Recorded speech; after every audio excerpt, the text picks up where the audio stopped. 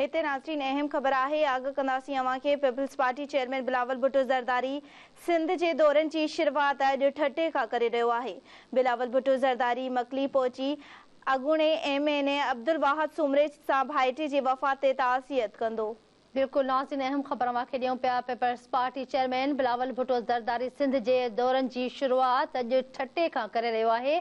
बिलावल भुट्टो ज़रदारी मकली पहुची अॻूणे MNA अब्दुल वाहिद सुमरे सां भाइटे जी वफ़ात ते ताज़ियत कंदो। ख़बर अवांखे ॾियूं पिया। बिलावल भुट्टो ज़रदारी ज़िले कौंसिल जे वाइस चेयरमैन मुमताज़ जलबानी सां संदसि चाचे जे वफ़ात ते उज़रख़्वाही पिणु कंदो। ख़बर अवांखे ॾियूं पिया। मोहसिन हाउस ते अॻूणे MPA अली हसन ज़रदारीअ पारां बिलावल भुट्टो ज़रदारीअ जी आजिया जूं तयारियूं मुकमल कयूं वियूं आहिनि।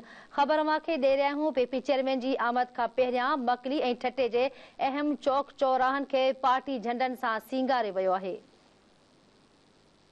नाज़रीन अवांखे आगाह कयूं पिया। बिलावल भुट्टो ज़रदारी ठटो सिजावल खां थींदो बदीन पहुची डॉक्टर सिकंदर मेंद्रो जे वारसनि सां ताज़ियत कंदो, जंहिं बाद DC चौक बदीन ते अवाम खे ख़िताब पिणु कंदो।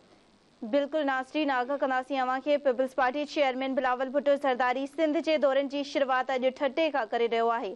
बिलावल भुट्टो ज़रदारी मकली पहुची अॻूणे MNA अब्दुल वाहिद सुमरे सां भाइटे जी वफ़ात ते ताज़ियत कंदो। बिलावल भुट्टो ज़रदारी ज़िले काउंसिल जे वाइस चेयरमैन मुमताज़ जलबानी सां संदसि चाचे जी वफ़ात ते हुज़ुरख़्वाही पिणु कंदो। मोहसिन हाउस ते अॻूणे MPA अली हसन ज़रदारी पारां बिलावल भुट्टो ज़रदारी जी आजिया जूं तयारियूं मुकमल कयूं वियूं आहिनि।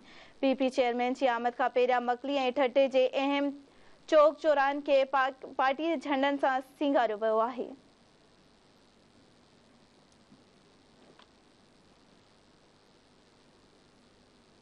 नाज़रीन अवांखे आगाह कयूं पिया।